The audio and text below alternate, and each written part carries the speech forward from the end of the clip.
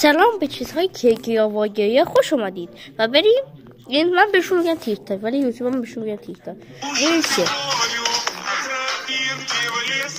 خب ای بجا مگه از اینا داره خب اینو میزنه. نه شوخیت گرفته.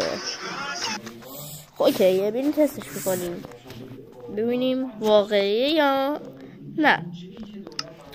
خب اینجا گفته بود یا البته اینجا یه دونه اسلب گذاشت. یه ترمز what the fuck what آها فرق نچنین که شد. آها اینطوریه اینطوری میکنه بعد یه بس نوتیفیکیشن بزنم بچه ها این واقعی بود، کیک نبود، واقعی بود. کیک نبود ولی گیر افتادم.